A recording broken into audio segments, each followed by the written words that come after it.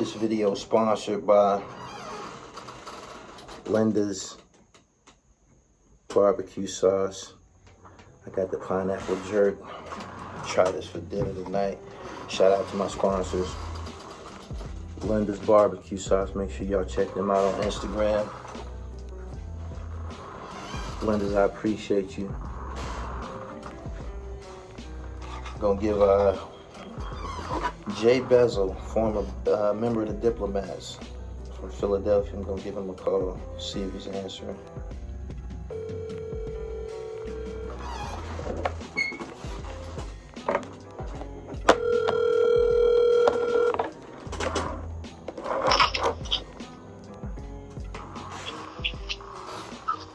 Yo, boy. Peace. What's going on, pimp? How you doing?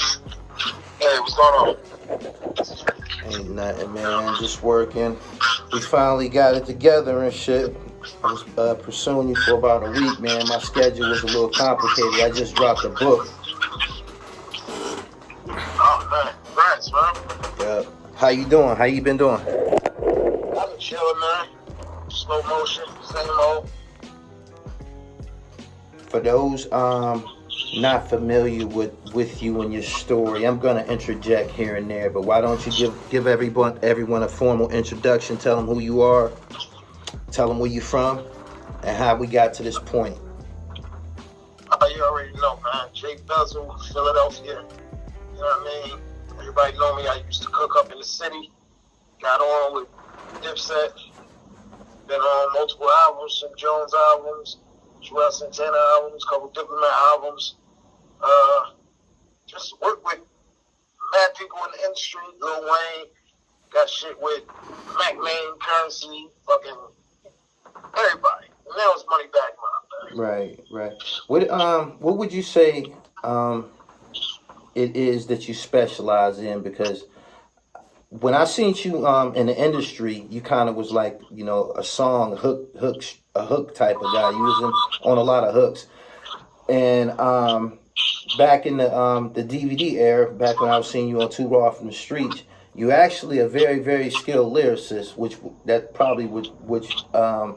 is what led you to meet the Diplomats. But tell me, what was the difference between you early on and your performances as a professional? So yeah, I definitely was a lyrical artist on the Philly scene, and that is what led me to, you know, the old Diplomats and got them interested in everything. Actually, I never really did hooks, and this is surprising to motherfuckers. Motherfuckers probably be like, get the fuck out of here, but I never really did hooks or whatever. Certified Gangsta was like the first hook I ever really fucking did. Okay, hold on, Bez. Hold on. So that was the first one? Yeah, it was like, yeah, I did hooks in between, but that really was like, that kind of solidified, like, oh no, like, I'm good with this hook shit. Right. Like, Certified Gangsta, and I wasn't even going to do it. That came about because me and JUELZ went to the studio. I believe it was like Sony or whatever. And we went to the studio, Jim. It was Jim's session. Jim was in there.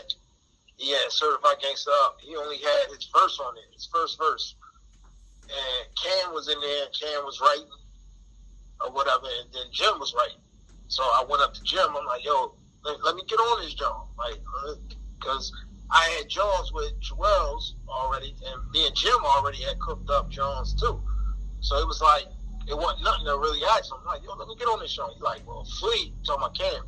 He's like, Flea already writing a verse for it, and I'm already into my second verse. But he was like, you could do a hook if you want. And I'm like, I ain't doing no fucking hook. Like, that's what I said to myself. Like, I ain't doing no fucking hook. And then I said to myself, probably like 5 minutes later, I'm like, yo, you don't got no songs with Cam. You got plenty of songs with JUELZ. You got a couple songs with Jim. I'm like, but you have nothing with Cam. Just jump on it just to have something with Cam. Oh, okay. And I told Jim, I'm like, yo, I'll do the hook. And Jim was like, all right, and went back to writing his verse. And probably like 8 minutes later, I'm like, all right, I'm ready. And Do you Jim looked at me like, do you ready feel for what? do you feel you being called to do so many hooks, was it your distinctive voice? Did you have a distinctive voice or cadence that they like? Oh, of course. I mean, that's always been my forte. Like ever since THRU off the streets, like everybody used to be like, "Yo, his fucking voice is crazy." Like I remember being in the studio one time. I was in Batcave, and Nina Ross was, she was in on my session. Like I'm in there cooking up, and my man was out in engineer part with Rug and Nina, and he told me later, like, yo, Nina was like, yo, his fucking voice, he sound crazy. Like, so that's always been a thing. Like, motherfuckers always been attracted to, like, the sounds. So, I mean, it was a blessing, though. You know what I mean? When I look back on it, it's like, cause that's like a major part. That's the main part of every song. Like, it's the hook. That's the part you're gonna remember. Right. Tell me about the construction of the song "The Best Out," which is one of y'all smash hits together. One of y'all signature songs, actually. What do you mean the structure? It was a lot of people on that song. It was a lot of people on that song. JR was on there. Hell Rell was on there. Yeah, Hell Rell. 40. So what happened was Duke the God was dropping an album. Mm-hmm. So originally the song was, I wasn't on the song. Originally it was like 40 or Hell Rell. Somebody was on the hook or whatever. But Cam had to pick through songs for Duke album. Best Out didn't make the cut at all. Mm-hmm. So he picked songs, but Duke, I don't know, Duke must have heard something in that song. So Duke came to me, and Duke the guy was like, yo, you think you could do a hook for this? I'm like, all right, cool. So when he brought it to me, it was still the verses on there, and it was longer than 16s too. Mm-hmm. It was like, I forget how many bars, probably like 24 bars. But he brought it to me without nobody on the hook, and I did that hook. And then when Cam went through the songs again, he picked that song and said, yo, this is going to be like the single. And then, so it was like different shit like that. Then EA Sports picked it up for the video game, for fight nights. It just was popping. Like, it just popped off. That was crazy. Tell me about the video. Was where did y'all shoot the video at? I believe Brooklyn. Shot it in Brooklyn. It was hot as shit that day.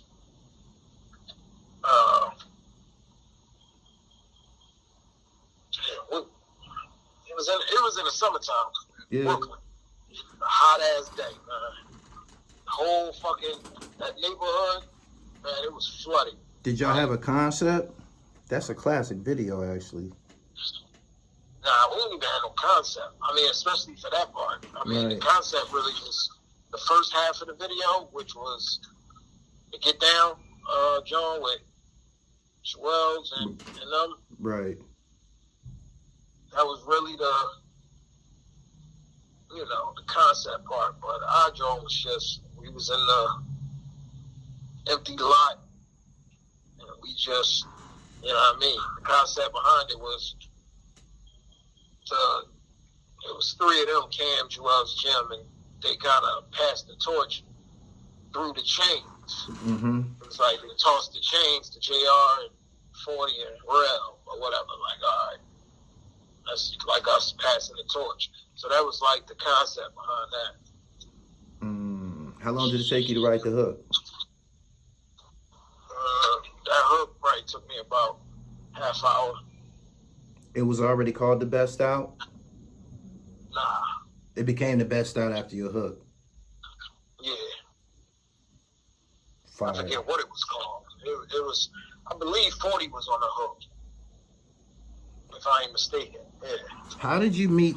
We gonna get this time. We gonna get into the nitty gritty now. How did you meet the Diplomats? Being that you from Philadelphia, I always wondered how did you encounter them?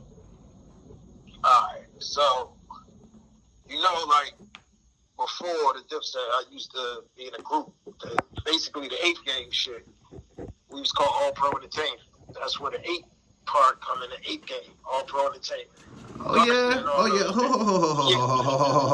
yeah. So you and it's crazy, dog. So you and Ready Rock was always rap partners? Yeah, it was me, Ready Rock, and Casino. Yeah. That was the original. Like, we got mad mixtapes together, All Pro Entertainment. So that's the original Ape Gang. The original Ape Gang. Yeah, the original Ape Gang is Ready Rock, me, and Casino. So that's what it was. And then I got on with the Diplomats or whatever, and then it was Ready Rock and Casino, and they added Garcia and Preem. Okay. So Garcia and Preem was part of it, and then Casino left. Right. And then once Casino left, it was just Ready Rock, Garcia, and Preem. Right. And now it's like, I don't really know what's up with it. I mean, I think they still a clique, but Garcia got his Bando Baby shit. Right. And, I don't really know about Ready Rock and Preem. I wanted Ape Gang to make it. In my opinion, Ape Gang was the big movement right before OBH took off. Ape Gang. The light was on Ape Gang. For real. Yeah. You said who? The light, the spotlight down there was on Ape Gang right prior to OBH like taking off and becoming a real big thing. Ape Gang was the shit. Yeah. Yeah, Ape Gang was cooking up. They was definitely cooking up, huh? But I never knew that. Damn. Yeah. Okay. So how did you get the Diplomats' attention from being, from Ape Gang and being on what? They seen you on DVDs or something? Nah. So it was crazy. Ready Rock and Casino, they stayed in the same neighborhood, and they used to always be together. Me, I was out. I used to be up in the Northeast and shit like that. So the come up show used to be live. So when you used to hear the come up show, if somebody is on the come up show, that means they at the station. Tell my viewers what the come up show is, bro. Just for come up show is a show in Philadelphia, Cosmic Cav, DJ Cosmic Cav. Right. Every week he would have Friday nights. He would have somebody on the come up show, come up there, burn it down. All the celebrities. Rick Ross. Matter of fact, that's how Meek got on. Rick Ross was on the come up show. Okay. And y'all went up there tearing it up. Yeah, well, no. Rick Ross was up there, and Meek put out a tweet, I believe, like, yo, tell Ross to jump on this track. Right. Or whatever. And mad people kept hitting Ross Instagram up and this, that, and the third about Meek Mills, and he asked Cosmic, like, ooh, and he like, oh yeah, Meek Mills, whatever. So they had Meek come down there. And the rest was history. Ross jumped on I'm a Boss. Okay. So that was Meek's song first. I'm a Boss was Meek's song. Yeah, it was Meek's song. That's right. My bad. All right. So boom. They seen you tearing up the seen you tearing up the come up show. No. That's what I'm saying. These niggas, they never heard me before.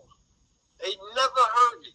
Right. They used to come and do the come up show. Okay. And Casino and Ready Rock used to be like, oh, they down there.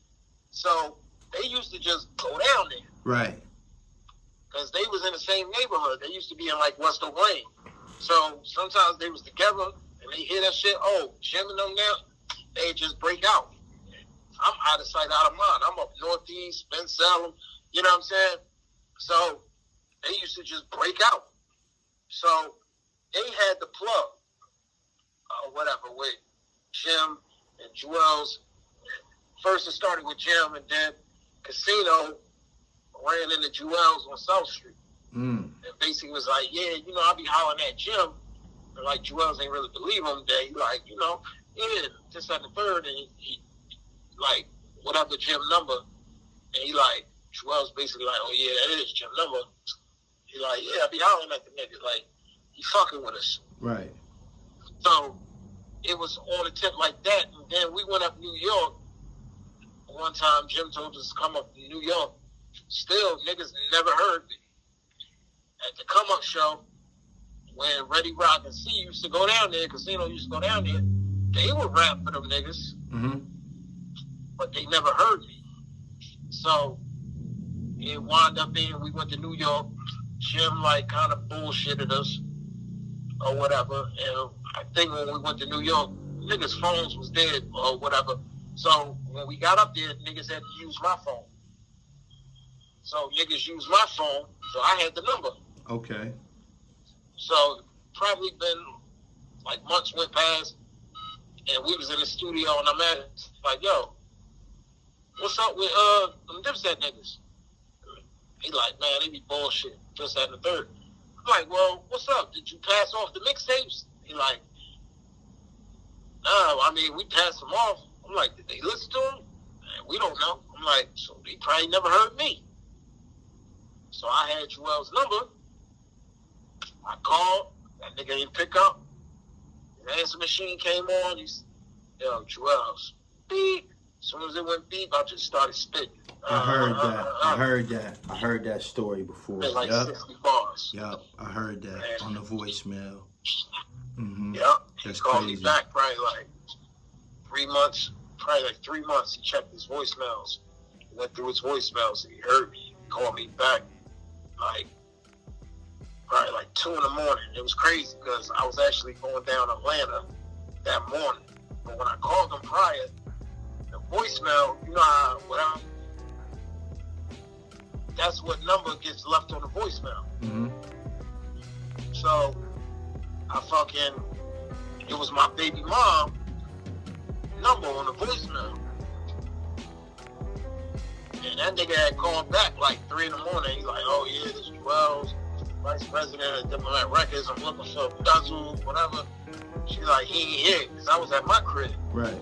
So, you know, in the morning, she tells me, oh yeah, somebody called, said they was from whatever, Diplomat Records. I'm like, man, that's C already fucking around, man, fuck them. But then C already Rock was like, fuck no, when you fucking call at 3 in the morning? So he like, call the number back, see what's up. Really? Called it. It's Juelz. And like I said, the rest was history. Damn. Everything that's meant to be is meant to be. 3 months later. Yeah. 3 months later. Damn. So how did y'all hook up with Star from Too Raw from the Streets? That was my first time seeing or hearing y'all. Y'all tore that shit up. How y'all hook up with Star, man? Star used to be, so we had a manager nigga, named Bones, D.O., or whatever. Call him Ape, you know, now on the gram and shit, Ape Gang Slim, or whatever.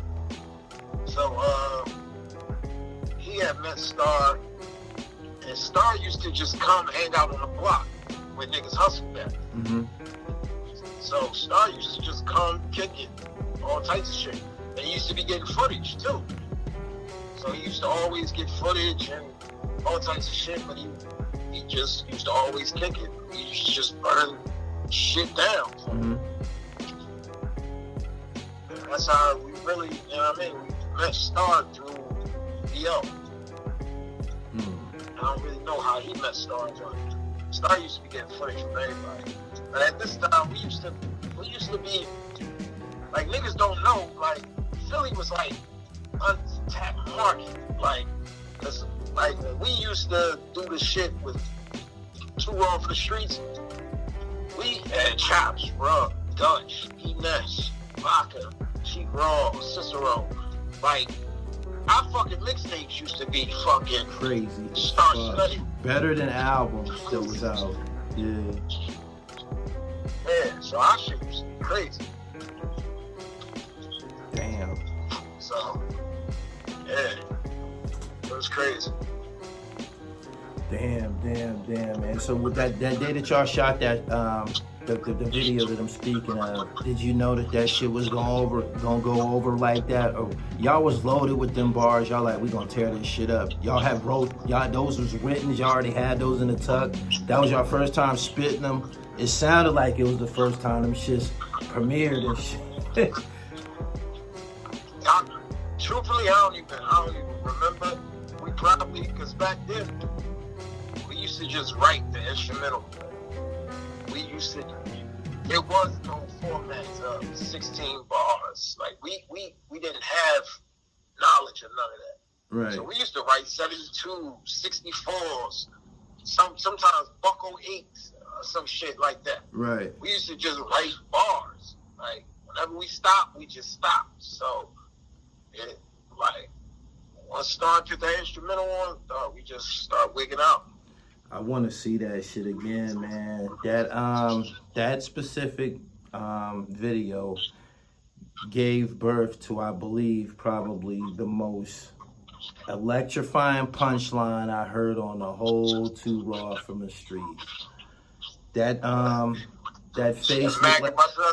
face looked like shattered glass. That's just, God damn, man. That was just crazy. Word. Did the Dips ever see that? Did the Diplomats eventually see that? No, I don't think they never saw that shit. Oh my God. Oh my God. They would definitely view you different after seeing some shit like that, yo. That shit was crazy. So you got with the Dips, boom. You on these big records. Certified Gangsters ended up becoming a big record. Were you correctly compensated? I'm not prowling. This is Gully TV. I got to know what happened. What happened? All right, so the situation with the video, I kind of was feeling myself. Like, came back to Philly, was feeling myself. I wound up switching phone carriers. I had a new number. Jim actually was calling me. And at the time, we were signed to Rockefeller Records. Okay. So I wound up calling the Def Jam office, and we had a secretary named Sherry. I named on the gram Sherry B. I be seeing she be doing some shit with Meek and whatever. But she used to be our secretary. So I called. I'm like, yo, anything on the schedule, whatever? She like, Jim been trying to call you. And I'm like, for what? She like, Certified Gangsta video? I'm like, oh shit. When is that joint? She was like, today. And mind you, I'm in Philly, calling up New York. Right. Jim in LA. Yeah, it was in LA, yeah. Yeah, so Jim already in LA, and they tried to get me a flight out there, and they wound up being all this shit. Couldn't get me a flight out there, so I missed that, y'all. Damn. But, you know what I mean? Yeah, Jim, I mean, at the time, looking on it, hindsight, I didn't know Certified Gangster was going to be what it was. Right, okay. Because typically, when we used to, so the thing with Certified Gangster is, like I told you how it came about, and I ain't really want to do that, y'all. Mm-hmm. So, at the time, Cam was fucking with some chick who was in the studio. She worked Hot 97. She was a radio personnel at Hot 97. So we did that shit. We left the studio like 6 in the morning. That shit was on Hot 97, 3 o'clock that afternoon. Damn. That shit was crazy. That was the fastest shit. And like I said, me coming from, all we had was like Power 99. We had Cosmic Cat, the come-up show. Right. So to be on Hot 97 was some different shit. So that really put you out there. Hell yeah. It's like literally we left the studio 6 in the morning. Mm-hmm. Yo, we went back to JUELZ crib. We watched some fucking DVDs, smoked, bullshitted, fell asleep. Right. Woke up, and we probably woke up like 1 o'clock or something in the afternoon. Right. That shit was on Hot 97, 3 o'clock. 3 o'clock that afternoon. I was like, yo, that shit crazy. So. Damn. So because of it being on a bigger platform, that puts you way out there. What type of doors open for you after that? Were you you know, a hook guy for hire? Did you get the shaking after this? Oh yeah, my feature shit went up, like went up. I remember I went out to Canada one time to do it. It was some motherfuckers who paid me. They had already paid me to do a hook or whatever, a hook and a verse. Matter of fact, on they shit, and then they wanted me to come do their mixtape release party. Mm-hmm. So they was paying me for that. Probably like 2 bands. I charged these motherfuckers. I went out there to get the 2 bands. I wound up coming back with like 10. These motherfuckers wanted features and shit like that. Right. It was crazy. No doubt. No doubt. So it definitely was like worth it. Like when you know, at the time we used to $5,000 was really the set price. Like if you whatever for a feature? No. So if we was on anybody album, Mm-hmm. we would squeeze like $5,000 out of their budget. Okay. That was the typical whatever. So, like I said, I didn't know what Certified Gangster was going to be, but yeah, you squeeze like $5,000 out of a nigga budget. I mean, you get your royalties on the back end, but Right. All right. You know, you say it, spill it, bro. It's a part of the story and shit, man. We not here to judge anybody. We just want to know the mechanics of the music business. I mean, you know, you was, you know, new to it. It was huge. I'm pretty sure. See, I know this business in an aspect that you might not get compensated on the 1st. You might get compensated on the 31st. You know what I'm saying? Like, your situation, you might get blessed a little bit later on and shit, but the leg work and the impression left on the culture and shit is just priceless and shit. So yeah, you definitely on a legendary song. Is that something that you would consider one of the bigger records that you were on? Is that the biggest one? I mean, I would say Certified Gangster, definitely, just because the impact that it had. I mean, even with, you know, the verses that they did, the whole momentum was different when that nigga threw on Certified Gangster. So I understand like what that record is, but Right. then you got the best out. That shit is like kind of crazy. And then the fact it was on a video game and all of that shit, it's like. That's one of the signature songs. That's one of the signature Diplomat songs, without a doubt. Word. Yeah, I mean, niggas don't know before the verses, it was a boxing match. So that's why, you know, it looked like a boxing ring, but it was a boxing match. Okay. JR and LL and 40 and them came out with one of the boxers to the best out. Yeah. His name is Michael something. I forget his last name. Yeah. Heavyweight. Yep. Shout out to them guys. So, When let me ask you something, Bezel. When you see situations like the verses or different performances and shit like that, you don't feel no type of way about it, about being excluded? Or I don't know your situation with them guys, but I'm close to 40. I talked to JR. You know what I mean? I understand how they feel and shit, but you know. I mean, it's I don't really whatever, because I kind of know, you know, I know them guys. You know what I'm saying? Okay. It's like I know the ins and outs of whatever, so it's like I know what niggas.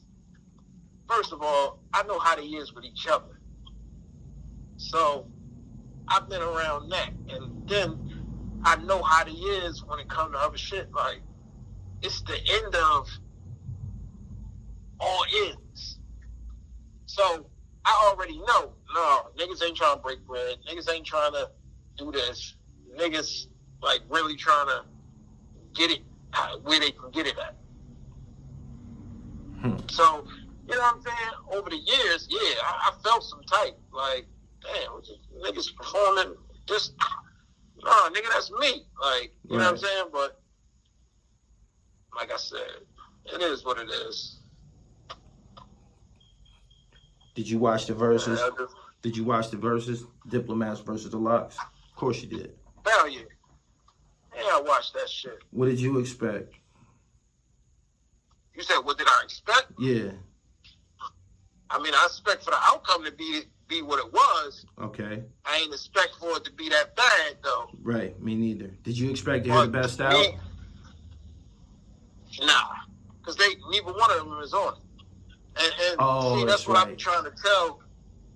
That's what I be trying to tell people. Like, it was Dipset versus the Locks.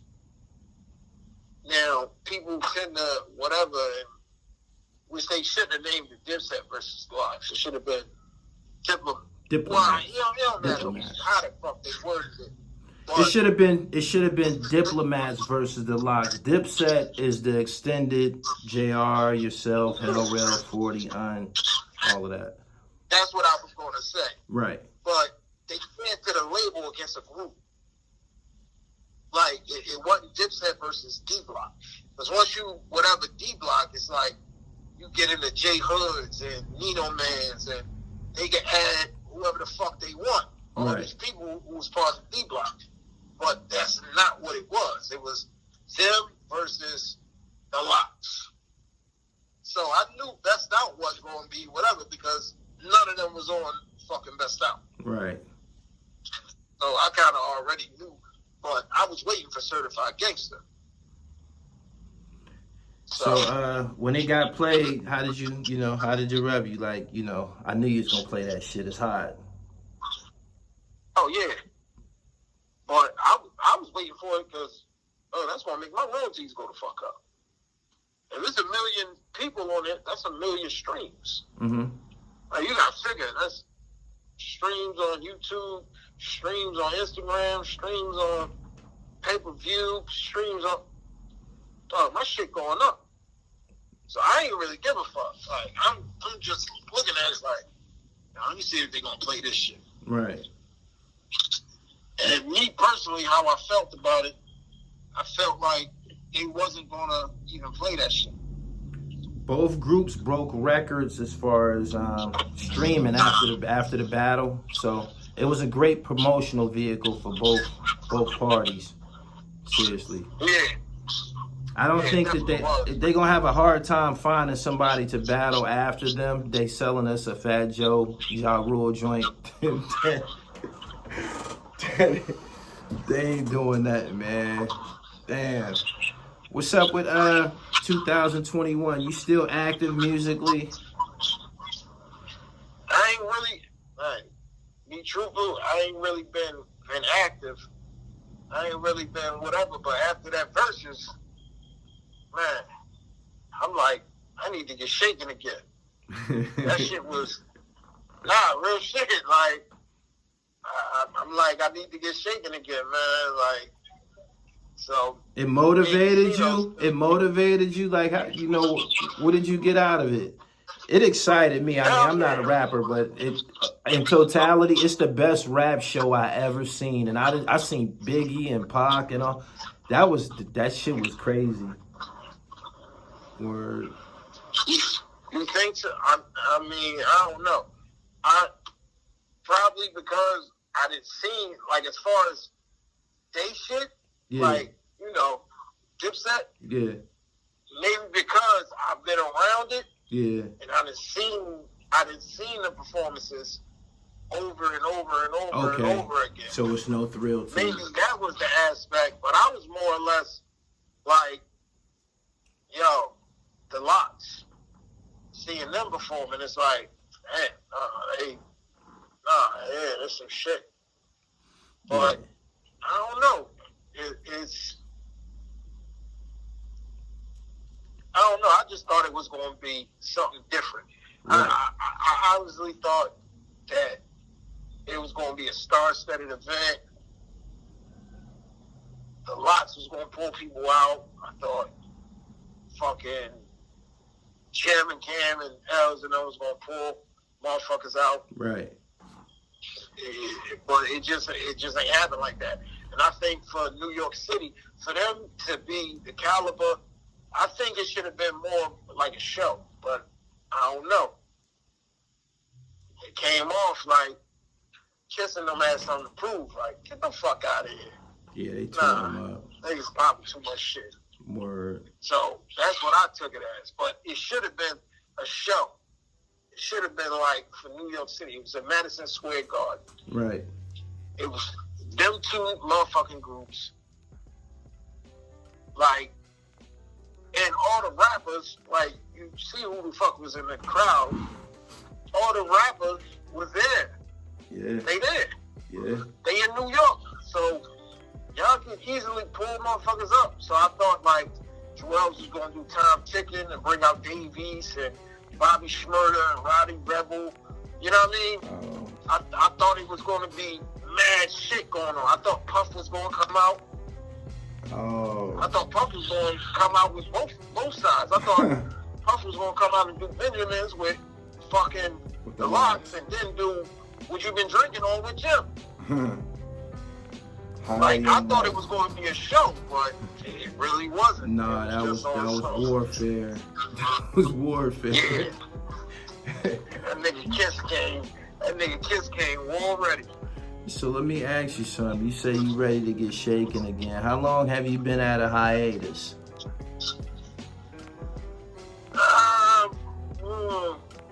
I mean, I've been dipping and dabbing here and there.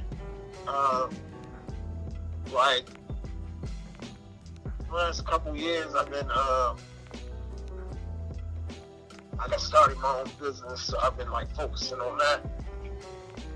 But I dropped a couple records, man. Like, I dropped a joint, it's crazy, too. This joint called So Special with me and Big Ooh. Okay, my man. And, you know, he just signed with So Raspy. That's my man. Yeah, that's my man. I got Agenda with Gully that I dropped. I got this ISIS freestyle joint. I'm wigged out on that shit. I want to hear that. Yeah, a couple joints I've been dropping. But then I got so much music already stacked up. It's like, I might as well drop something else because there's so much music fucking stacked up. Right. So, I think I'm gonna drop something. Drop at least one more So project. When you come out, are you what? Are you Ape Gang? No, I got my own shit. Moneybag Mob. Moneybag Mob. Okay. You got artists or it's just but you? It's funny you say that because I want you to be with the Ape Gang, my nigga. Listen, it's funny you say that because I told Casino, like, yo, because I remember, like, you see how that DIPSET, how that Versuz was? Yeah. You like, man, that shit was a war. That's the way we used to come to the studio. We used to just pick a beat, and then Ready Rock would do his verse, I would do my verse, Casino would do his verse. We don't know what nobody's verse sound like, but you trying to outdo niggas. Right. Like, you don't want to be the nigga in the studio with the wackest verse. Right. And, like, nobody's verse was ever whack, but it's like somebody has to be hotter than somebody else's. Y'all So need to you put never the wanna band be back with the together, hot man. verse. It's like the Blues Brothers. It's like the Blues Brothers, man. We got to put the band back together, my nigga. You got to go back to the Ape Gang. We need some. I want to hear you, nigga. I'm not lying, man. I would love to hear y'all together, man. I would, man. And I wanted them to make it too, man. I don't know whether some, people start getting in trouble or going to jail, but I don't know what took away from the Ape Gang's momentum, man. But them niggas was killing that shit, man. For real. Them niggas was fire, man. And I miss that sound. For real. Man, I don't know what niggas is doing, man. Like, I don't know. I told Casino, I'm like, yo, it'd be crazy if we start cooking up again. Right. Like, but cooking up is like, if all of us start cooking up, me, you, and Reddy. Tell me And about. you already know, like Darcy and Breen, they was around. They was cooking up with C. Right. He got songs with them. I don't know Darcy and Breen, you know. Okay. I was already gone. So it's just me, C, and Reddy who know each other and got shit together. But C got shit. Casino got shit with Darcy and Breen. Okay. I would like to hear him too. I would like to. That's your. You told me before. That's your cousin, right? Yeah, that's my cousin. See, we talking about an MC who's like a ghost. My viewers, like, they listening to this. They like, damn, who they talking about and shit. Casino was so fire, man. He was just one of them jewels that you would see on a DVD. You know what I mean? I hate to classify him as one of the DVD rappers and shit because I didn't see him beyond that. But he's somebody people should have been able to see that shit. I be telling C, like, man, because it's crazy. My best friend, it don't matter how nice I am. You ask this nigga who his favorite rapper is, he be like, Casino. Like, I ain't gonna lie. I ain't gonna lie. I thought out of the three of y'all, I thought he was the best. Just from that one video though, I still remember some of the shit Reddy Rock said. He said hand to hand from San Fran, some shit, selling grams hand to hand. Yeah, I remember some of them verses, man. But did Casino go last? I can't even remember. I think he went last, my nigga. Yeah, I don't think nobody rapped after that Shattered Glass. Like when he said that shit, y'all went crazy. Y'all just jumped all over the screen. Oh man, that's my verse. The Shattered Glass, that's my one. That was you that said that. So you went last. Yeah. Was you last? Yeah, I did. All right. Because they got cut off, yeah. All right, yeah. Boom, yeah. Oh my goodness. Looking like Shattered Glass. Oh my Try goodness. burning me, I'll burn it 3. Your face can't be fixed with corrective surgery. Man. I still remember, Hold on. Baz, hold on. Pull that back. Bring that back. The whole time, it's been so long ago, I thought it was Casino that said it. Okay, so you said it. Can you say what you said, fam? That's like the top punchline on the whole franchise. I can't remember the whole verse, but I remember what I said.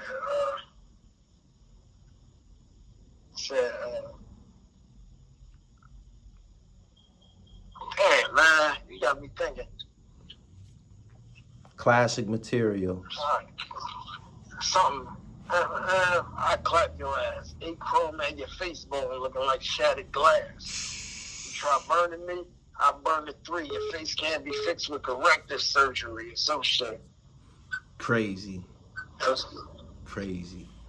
I hope you get back into the loop, man. I'm looking forward to hearing some music from you. I ain't gonna hold you up. I told you all I needed was a good 30 minutes. I appreciate you coming through.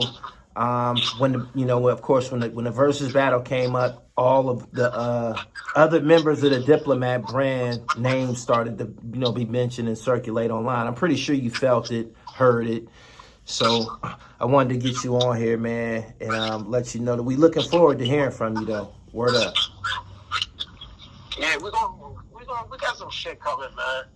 I talked to I've been in the mix with JR and Rel 40, and actually we got some shit. We got a couple records together that we supposed to be dropping. I know they cooking up the Upstage 2? Probably Upstage 2. Yeah, I covered the whole first Upstage.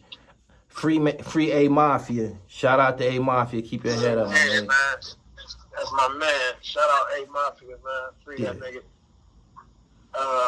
But yeah, they cooking up. They cooking up, and I don't know. We got some shit. I don't know if they're gonna put it on the upstage or whatever, but we got some Jones. I sent them a crazy ass joint where that I did a hook. I just had the shit laying around.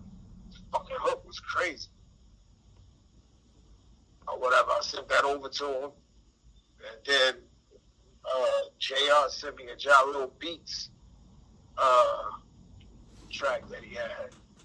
But he just sent the beat over, so I put a verse and a hook on it and sent it over to him. And they supposed to been, you know what I mean, piecing it together. So, I don't know, man. We got some shit coming.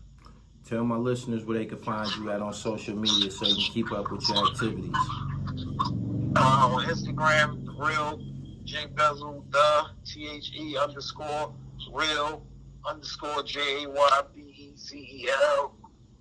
I don't really be on Twitter, but J Bezel on Twitter, Facebook. You can type in J Bezel, my government gonna come up, Preston Corey. Yeah, man. Get all that shit on all the streaming platforms. I got Militia Music with Fred's Godson. I got Agenda with Gully. I got Fucking a What with me and Petey Crack. I got fucking tons of shit, man. Tons of shit that I dropped. Okay. I appreciate your time, fam. I'm gonna stay in tune with what you're doing. Probably at some point I can get you on here the right way. But I appreciate your time again, Bezel. I'll be in touch. All right, no problem. All right, one.